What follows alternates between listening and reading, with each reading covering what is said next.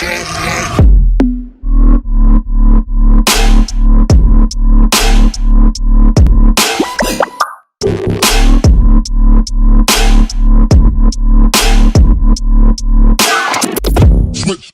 thing that I would love for you to touch about, Cassandra, because a lot of people don't know, you started this business in Dallas, and that's how I met you, because we were both in Dallas.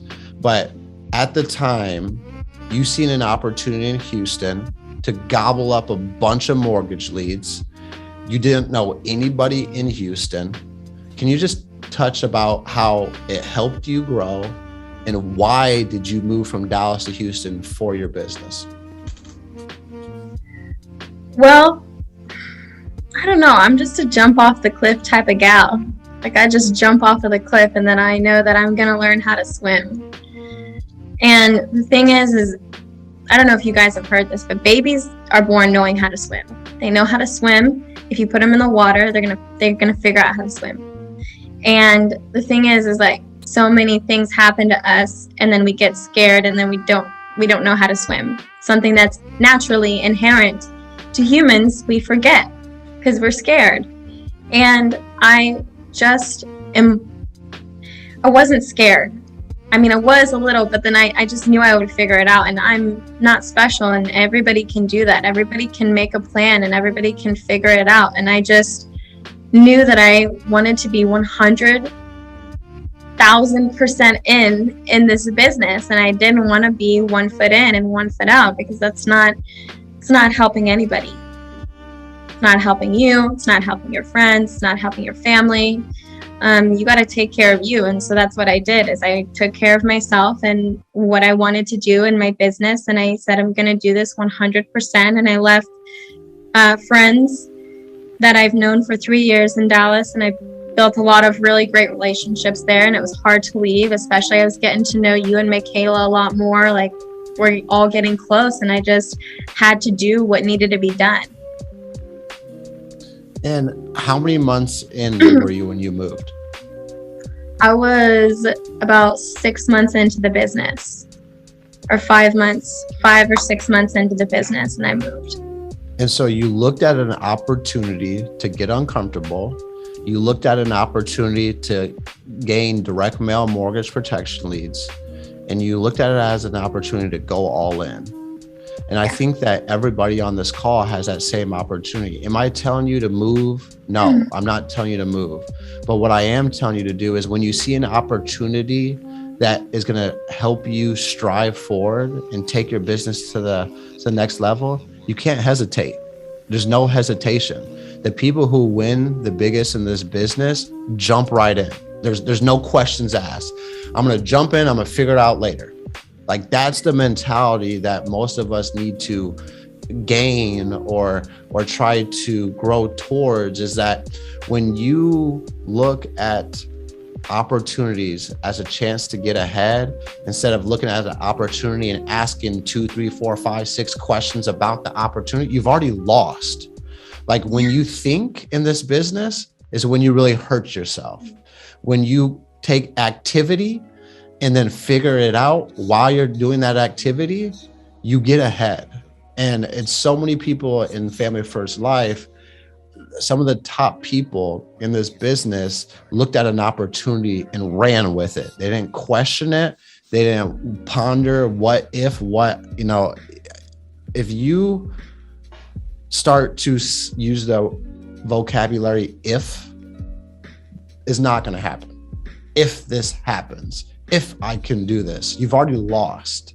You've truthfully lost. It's when I'm going to do this, how I'm going to do this. It's truthfully how you overcome your mental barriers.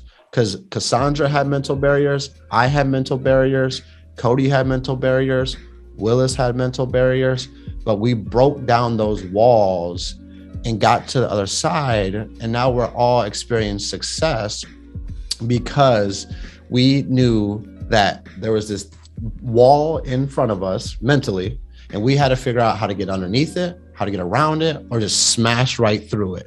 And I think that if you utilize opportunities that are presented to you and you treat them the same exact way, you can get a position to where Cassandra's at, growing a team, protecting over 400 families, and truthfully getting ahead of this race of your mind telling you that you can't do this. Because everybody on this call's mind is going to tell you that you can't do this. And so when you get to that other side, when you go from that fearfulness or that scarce mentality to that abundance, I can do this mentality, it's game over. It's a wrap.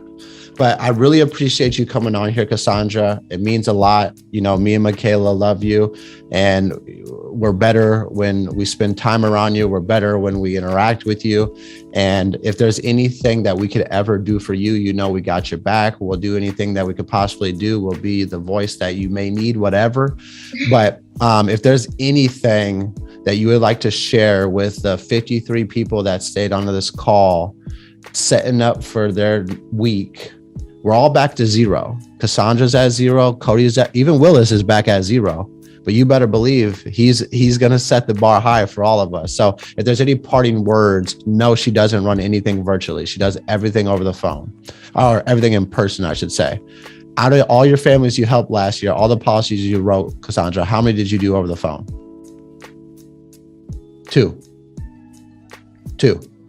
Yeah. So I wanted to make that a point. But if there's any last words that you like to share with us, words of encouragement, advice, anything, the floor is yours. I just want to say that being inspired is a beautiful thing, but if you don't take your excited attitude and you don't take the person that is you, that is inspired right now, and actually do something with it, don't get off the call and just go right back into dialing. If you don't have a calendar, take 15 minutes right after the call to make a schedule for yourself and text it to your business colleague, the person that brought you into this business. Say, hey, this is what I'm trying to do this week. What do you think? How can I get there? So that's just one thing that you can do immediately after the call to ensure that you get the ball rolling. That's all I will say, because it's nothing magic, because this business is not magic. It's just action.